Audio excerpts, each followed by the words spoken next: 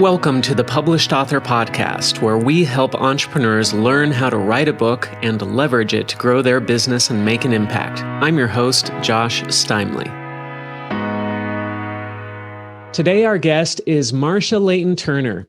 Marcia is an author and ghostwriter who works almost exclusively with entrepreneurs, business owners, and CEOs to craft books that help position them as experts, share an idea or approach, or supplement an existing business or service.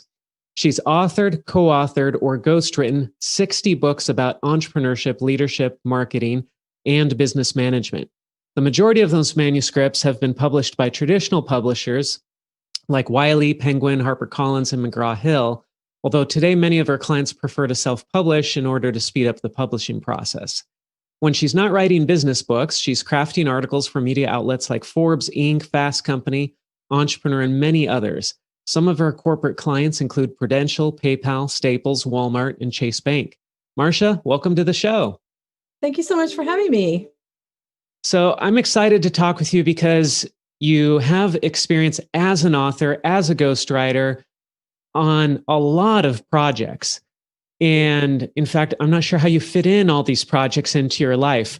But before we dive into all the ghostwriting and the writing and all that stuff, give us a little glimpse into your life story and how did you get started as a writer and doing all this writing? Sure. Well, I'll try and be concise, but I think I want to encourage people who feel like they aren't writers or they don't have that skill, that it's a skill that can definitely be developed. And I'm a case in point. Went to high school in Delaware, did well, but English was my most challenging subject. You know, they'd say, compare and contrast like War and Peace and The Pearl. And I struggled. Went to Wellesley for undergrad, and Wellesley has an interesting policy. For the behavioral sciences, you could choose between taking a final exam and writing a paper. I always wrote the paper because I wanted to have control. Like I wasn't sure that I could find the answer in a 2-hour exam, but if I had a week to write a paper, I'd do great. So I did. And over that time, I became more comfortable with writing papers. Went straight to Michigan to get my MBA because I was fascinated with business. And that's really where I had my aha moment that, oh, I figured it out. I can do this. Went into marketing at Kodak, where I was then learning how to apply those writing skills to press releases and articles and brochures and things like that. So just learning the business side of writing. Left after a few years to do business planning for small businesses and some marketing. And there I realized I really just like the writing. You know, I was doing some media placement and I really just want to write. So I wrote a book for my dad, who was a fine artist. And I just did it because I felt like he could use some guidance, essentially. And once I started having conversations with entrepreneurs about the startup process, an editor found me, an editor at Macmillan, and said, "Hey, Marcia, you've written a book, right?" "Yes, I have." "Well, kind of need some help with this book over here." And so that's kind of what got me into the traditional publishing network by starting to write some books. So I wrote several books and became known as somebody who could do it pretty quickly. So my agent came to me about 15 years ago and said, "Hey, Marcia, I've got this project." It was McGraw-Hill. They have this project that they're really excited about, and they have lots of pre-orders. But the author is 7 months behind. Can you just take it and do it? And so I did, and I loved it. I thought, this is really fun. I get to interview somebody who's an expert in their field and then figure out how to best explain their concepts. It was so fun. I said, please bring me more of that. I like that. So I got a few more projects and then just decided I would try and market myself as a ghostwriter because I was enjoying it. I continued writing my own books and writing magazine articles. But over the last 5 years, I've really started to do more and more ghostwriting, just honing in on the types of people I want to work with, business owners, CEOs, entrepreneurs, just to learn their business stories and their methodologies. So it's been great. but I did not start out as a writer. This is what I hope people will take away. I started out as, if I got a B on a paper, I was thrilled. And now I make a really good income writing. So you can develop this skill if you have the time and the interest. Interesting. Was there a point where you suddenly said, you know what? I'm a writer. I didn't realize I was a writer, but I guess I'm a writer. I remember it exactly. Well, it was at University of Michigan, and we had a team project. It was a case study or something, and it just seemed very obvious to me what the issues were and how we should present it. And my teammates were kind of fighting me on it. Okay, whatever. We'll turn it in. I'll probably get a B, and got an A, and thought, oh, I got this. I got this. So yeah, it was really an epiphany. And it's great, isn't it? Because once you're a writer and you realize, I can do this and I'm okay at it, you realize how rare that ability is. And people really value that, because then people start coming to you and they say, hey, I don't know how to write, but I've got this idea and I need to get it out there. Can you help me with this? And you realize, well, I've got something that I can use to really help people out that they can't do for themselves. Exactly. And I guess I didn't really know how rare that was. When you're struggling with something or thinking, I'm just not very good at this, you assume everyone else is better than you are. And so I didn't really know that this was a skill that not that many people had. So, yeah. Yeah. Similar experience for me. I mean, I failed my English classes going through junior high and high school. I hated English classes. I always loved reading. Me And I too. tried writing a few times as a kid, but I mean, nobody ever told me how to write something. I didn't even know about outlines or anything. So I'd try to write books and I'd get a page or two into it and it was terrible and I'd give up. And it wasn't until I was in my 30s that I got the opportunity to write for Forbes. And then I wrote an article and I thought, well, that was easy. And I liked it. That was so fun.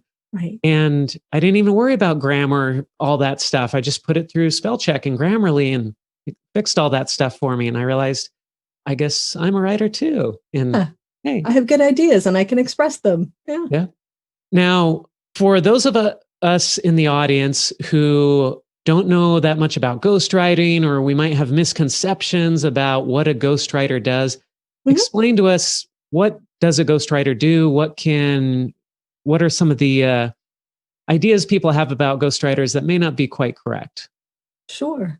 A ghostwriter is someone who takes responsibility for producing a document of some kind. They collaborate really with a client to figure out how best to express the idea, whether that's in a blog post, an article, a white paper, or a book. But it's the ghostwriter who is sort of pulling that information out of the client and figuring out how to write it up.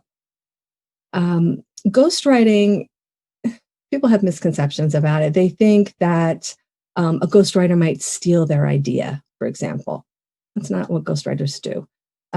Some people think that it's unethical, that, they feel that if someone else is writing a book, for example, that their name should be on it. And honestly, not all my clients want my name on their book because it's their ideas, it's their experiences. I really shouldn't get credit for that. So yeah, a ghostwriter is an anonymous helper to craft a book or an article or a blog post, and they don't get credit. Which goes back to that skill. There are some people for whom writing comes very easily and it's a gift or it's something that they've developed over time. And there are other people who have ideas, but they don't have that ability to write their ideas out. And that's where the ghostwriter can come in, right? To help out with that. Absolutely. But I will say too, most of my clients are very articulate. They're very bright. They have great ideas, great stories. They just don't have the time, Josh. Mm-hmm. They have so many other responsibilities and things that they need to be doing. And many of them have wanted to write a book for a long time, and they just haven't been able to carve out the time. And so that's where people like me can come in and say, don't worry about it. Let's set aside time, once a week, we'll talk, I'll gather the information, and then I'll take responsibility for going away and drafting some chapters for you. And that makes more sense for them because they can stay doing, their day job essentially. And in the background, they can be writing a book. So when you meet with a new client for the first time, how do you explain the process to them? What do you say? Hey, this is what we're going to be doing. This is what you should expect. This is how long it will take.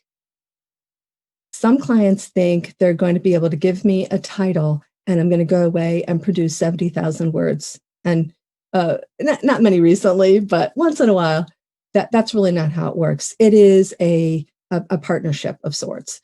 So the process begins with an idea. A client wants to write a book on a particular topic. Sometimes they have an idea for a title, and that's really helpful for just positioning in my own mind. What are we going to be focusing on? Once we have the title, then we start talking through what is the scope of this project? What are the key messages? What are the key stories? How far do you want to take this? And then that becomes our outline or our table of contents. For a business book, that's generally like 10 or 15 chapters. You have an intro, sometimes you have an epilogue. So we use that as our guide. And then for my process, or at least my preferred process, we then schedule time on a weekly basis to talk through each chapter. So, Wednesdays at 11 a.m. could be our time slot where for an hour, 60 to 90 minutes, we'll talk and I'll ask a lot of questions. So my client doesn't have to come prepared with anything other than what were you thinking of explaining on this topic of digital marketing, for example? Just talk me through that. I'm taking notes. Sometimes I'm recording. And then after the end of that call, they can hang up and go away and go back to their job. And then I start drafting the chapter. The first chapter, I really spend a lot of time on with the client to make sure that it expresses their message in the style and the tone that they want. And that's really what differentiates a ghostwriter from an author. I'll just take a little sidebar. A ghostwriter is someone who can write in someone else's voice. So when I write, if I were writing a book for a client, I want it to sound like them, not like me. So that first chapter of the book, that really sets us up as sort of a template for future chapters. So once we finalize that and the client says, yes, I'm happy with this is good, then we move on to chapter 2, chapter 3, just very methodically through the rest of the chapters. Once that's done, we circle back to the introduction. Since the introduction explains to the reader, here's what you're going to see in this book, I always like to do it last once I have a better sense of exactly what's going to be covered. Then we go through 2 rounds of edits, back and forth, just making additions, moving things around, polishing, and then it's ready to be handed off to the publisher, whether that's a traditional publisher or an independent or hybrid publisher, whatever is happening to it next. That's where it goes. Are there situations where the arrangement is different? For example, somebody might come to you with an almost finished manuscript and say, I just need help polishing this up and getting it across the finish line, versus the other person who says, I've got an idea. Where do I go from here? Yeah, good question. Some people do have drafts. It's kind of rare that the book is already 90% there. And I don't do a lot of editing anymore. I did in the beginning, but now I know that I really enjoy just starting from scratch and helping to shape the manuscript. So I personally wouldn't get involved in editing, but I have many colleagues who are great at it and who I rely on. So I would refer them to better editors, really. What's an ideal client look like for you? Because it is different for every ghostwriter, right? I mean, you have your preferences. Other ghostwriters have their preferences. What type of work do you really prefer to do? What do you get the biggest buzz out of? I love working with entrepreneurs, business owners, CEOs on more service books, like how-to books, not theoretical, but I like practical books. So those are the types of projects that I look for. Somebody maybe who has a platform and who wants to now put their information, the speeches that they've been doing, down in book form. I like people who are decisive. They know what they want, so we can move ahead pretty quickly. I like fast-paced books, meaning people who have a deadline that's coming up pretty soon.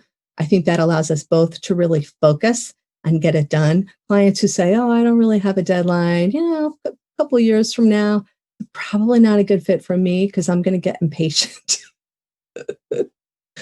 Right, because you want to get this project done. You want to get it out there just like they do, right? Right. And there can be problems once in a while when a client, when you write a draft and the client goes away to review it and doesn't come back for 6 months. You've kind of moved on at that point, and you have to really then become familiar with the manuscript again. And it's a little bit time consuming. So it's really, for me, I just like keeping it moving. What are some of the red flags that you see with potential clients before you sign them up where you say, I don't know. I mean, this looks like a fit, but there's this thing. I don't know. Think clients who come in saying, this is a New York Times bestseller if I ever saw one. Help me make this the bestseller that it is destined to be. As though you have a formula for doing that. As if it's up to me, Josh. I mean, and I have to sort of reset the expectations or see if it can be recalibrated and explain, like, here are the things that you need to have in place to have a bestseller. I'm not sure that you're there yet. We can produce a great book and that people are going to give it high marks, but how many you sell, I have no control over that. So that makes me nervous just because I don't want to disappoint anybody. I don't want them coming in expecting Marcia's going to help me write a New York Times bestseller. I have written them, but again, it was not up to me. It really was more due to the client's work. People who, I generally don't find this until we get into the project, and it hasn't happened very often at all, but clients who are unwilling to listen to my advice. I'm not suggesting that I always know exactly what to do. But when I work with a client and the client says, what do you think? Should we go this way or that way? And I'll say, you know what? Based on what I've seen here, I'd go that way. And here's why. Do what you want. But I'd suggest, and he, I work with a lot of men, might say, yeah, I'm gonna do it my way. We'll go this way. And if this keeps happening, I start to wonder, do you respect my opinion? Am I adding value here? It just, yeah, what am I doing here? Why'd you hire me if you're not exactly. Then I had one years and years ago. I was doing some PR work for a client, and I made some recommendations. Said, like, this is a new product launch, and I really think we should do this. And he said, nah, I don't want to do that. I want to do this other thing. I said, I really wouldn't. This is important. You really need to do it this way. And then, of course, he did it his way, and then was irritated with me for not forcing him to do it my way. I'm not going to force you. So anyway, I look for people who are open to listening to me. I don't expect them to always take my advice, but if you never take my advice, I don't feel as good about the process then. Yeah. Now, you have had some books that have become quite successful. Can you share some of the success case studies with us? I have a client who has written a couple books. The first book was written when they were starting their company, and they were using it as a sort of a leave behind or as just a brochure for their company. The book did very well, and it really launched their company. So when they came back around for the second book, they had a huge, like, really splashy client base they could refer to. They had a huge list, which they didn't have on the first one. Were willing to invest a lot of money in the book. And so it became a New York Times bestseller because they had built their platform. They had an audience that was really excited to read whatever else they were going to come up with. And it did really well. Wrote another book for an international company that hadn't really been covered. And it sold millions of copies. And I think most of the books that I've written recently, the clients came in not expecting or asking for it to be a bestseller. They just wanted something they could be proud of, that would explain their process, and that they could kind of use as a brochure. And I know one client last year, shortly after the book was delivered, he used it to get Google as a client, like $30,000 contract almost immediately. And he said, like, I couldn't have done this without this book. So those are the types of clients that I really enjoy helping. It's so fulfilling to hear you got value from that. Not only were you happy with it, but it's getting you business. When you see a book that you wrote sell millions of copies, is there any part of you that feels like, oh, I wish my name were on that, or I wish I could publicly take credit for that? Sometimes, but I'm okay with being in the background. It's okay. I have my name on a lot of books. I don't feel the need to put it on others. If a client really wants to put it there, if they think it adds credibility, I'm fine with that. But no, I'm okay with it. So, how much does it cost for somebody to hire you? I imagine a member of our audience saying, "Hey, I'm a CEO. I want to Yeah. write a how-to book. I'm the ideal client for Marcia, but Yeah. how much does she cost?" Well, I cost I'd say an average of $30,000 to $35,000. Hmm. Some books are less because they're shorter. If someone wanted an ebook of 10,000 words, that's not going to cost $30,000. On the flip side, if somebody wanted an 80,000 word manuscript, that's probably going to cost a little bit more simply because of the length and the time required. I would say that I'm probably average in terms of cost for ghostwriters. There are ghostwriters who will charge 10 or 20,000 for a book. They're generally a little bit less experienced, don't have a track record, and they're hungry for a project. And they can be a great choice if you have a little flexibility. And then there are people who are minimum 60, 75,000 for a book. They generally have had their name on a best-selling book and can point to that. Um, and there's some who get 100,000 and more. I've gotten 100,000 for a book, but that's not typical. That's not average. Hmm. And that might sound crazy to people, but on the other side, you might be dedicating a year of your life to writing this book. I mean, we're talking about a year's salary. Exactly.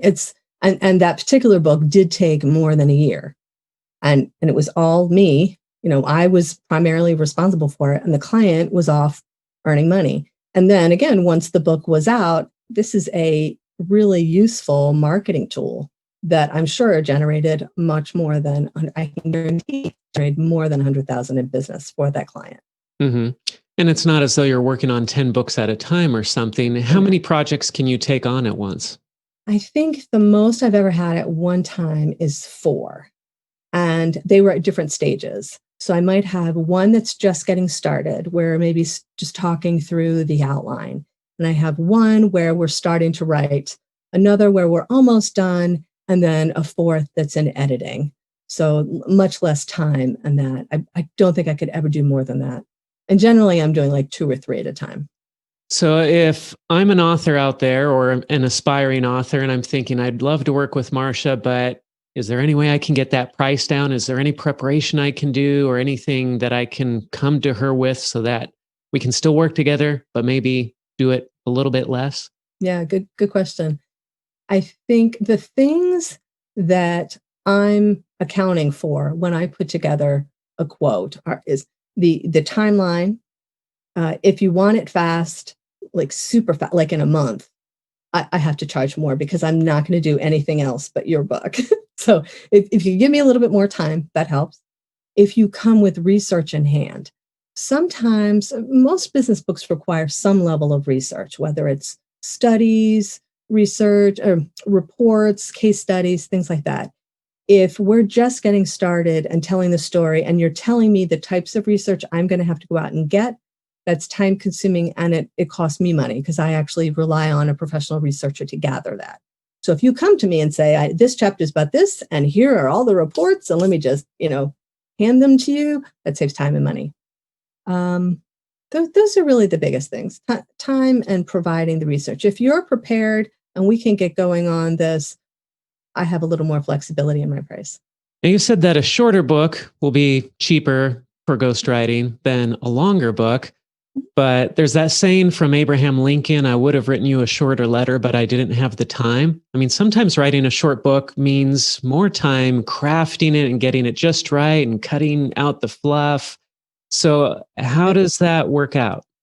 That's a really good point. And I'm thinking of articles that I've written recently. I'll do a first draft and it's 2,000 words. And then I realize the editor wanted 1,000. And so then it takes me more time to sort of cut back the extraneous material to get down to 1,000. When I know going in that I'm writing an ebook of say 10,000 words, then I can better gauge how much detail to provide in each chapter. So it does take me less time when I know in advance that's what I'm doing. If a client came back and said, oh, that 30,000 word. Let's make it 10. That's a chore. Then it actually does become more work to make it shorter. Right. But if you start off knowing this is the length I'm working towards, and I know, oh, it's 10,000 words and it's 10 chapters, that's about 1,000 words a chapter. I need about this much material. Like I can do that. So where can people find good ghostwriters? I know I look at Readsy and I know there's some other websites out there, but as a ghostwriter, where are the places that you would recommend people search for ghostwriters if they're looking to hire one? Well, it's going to sound funny, but start by Googling. Just see what names come up. I wouldn't say go based on, but Google ghostwriter or Google business book ghostwriter if that's what you want, or whatever type of book you're thinking of. Just take note of what names are at the top. I run the Association of Ghostwriters, which I started about 10 years ago because I noticed that many of my colleagues and I were doing book ghostwriting, and there really wasn't any way for us to officially network. So the Association of Ghostwriters has a Find a Ghostwriter service. I guess we'll say it's free. If you go to the homepage of associationofghostwriters.org and you fill out the little form to tell me what kind of book it is, what your deadline is, any kind of experience you want, then I will share it with the professional members of the organization to see who's available, who's interested, who can fit the budget. And I hear from many people who use the service that they're very happy with the quality of people who come through there. And we have some publishers who also use it, and they've said the same thing. Marcia, wow, the people that I got from you really were good. Like my best candidates came from the Association of Ghostwriters. So it's a free service. I get nothing from it, but it's a good way to connect with people I know are good ghostwriters.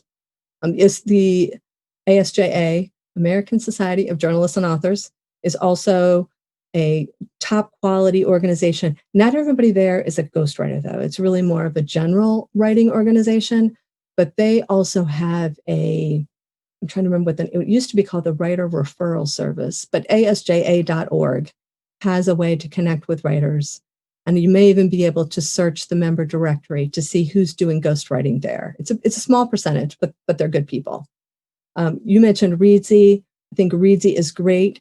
The one thing to keep in mind is that they tack on a 20% commission on the client, and they take 20% from me, the ghostwriter. So it gets kind of expensive. Yeah, that adds quite a bit, 40%. It does. And I've lost clients because of that, unfortunately, because I can't, once they come to me through Readsy, I can't go off the platform. I have to stay with them. That's only the ethical thing to do. We have to work through Readsy, but that sort of prices me out of the competition. If they're also finding people who are not on Readsy and they're 40% less, Yeah. Yeah. So I'd say those are really some of the good ones. Now there are agencies like Kevin Anderson and Associates. It's a ghostwriting agency, and they will help put together the whole book. Gotham Ghostwriters, they are really good at speech writing, I know. I think that's Dan Gerstein's background with speech writing, but they also have some great ghostwriters. You can also work with hybrid presses like Jenkins Group and Greenleaf Book Group. They'll, again, put the whole book together, and one piece of that is the ghostwriter. So they'll take care of sort of finding people for you.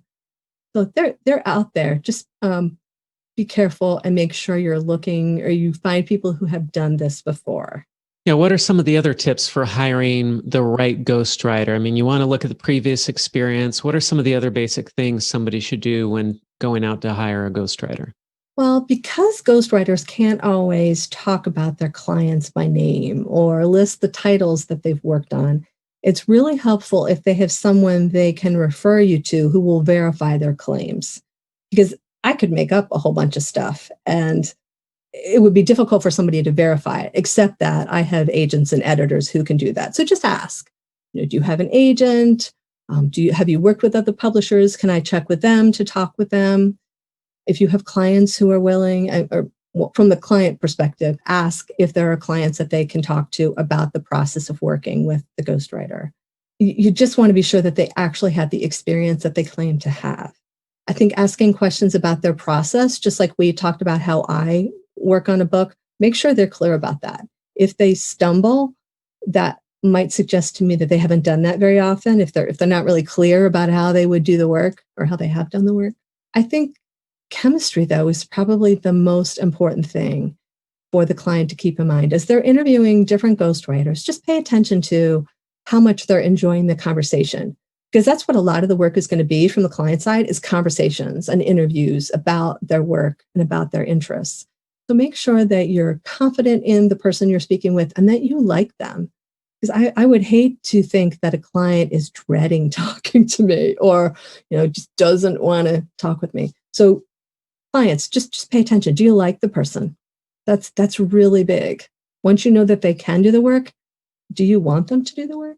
Is kind of the next question. So I'm curious, have you ever run into a client where you started working with them and they had the writing skills or the ability to write the book themselves, and you thought, you really should be writing this yourself. This will be more you. It will be a better project if you just write this yourself.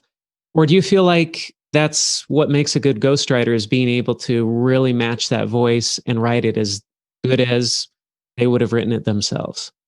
I think many people could write books. And the scenario you provided, I'm trying to remember if I've ever had that conversation. I might have had that thought and kind of asked, why aren't you writing this? But typically the answer comes down to time. Again, somebody could have great notes and a great idea, and they just maybe aren't disciplined enough to set aside the time for themselves to draft the book. And they need a ghostwriter urging them on or asking questions to get it done. And sometimes we're too close. I mean, this is true of many of my projects. I'm so close to the content that I can't tell what's really interesting and what really doesn't need to be there. So your ghostwriter can guide you and help you make decisions about the level of detail. So I don't know that I'd ever say that to somebody unless it was a memoir, which I don't do. Like a memoir, if somebody had written something that was already so well done, I could see someone saying, you don't need me, you just need an editor. One thing that I'm guessing might come up is you get partway through a project and somebody runs out of money, perhaps. Do you ever run into billing situations that are difficult to deal with, or people coming back and saying, hey, you want to be my co-author on this so I don't have to pay you, or other interesting scenarios like that?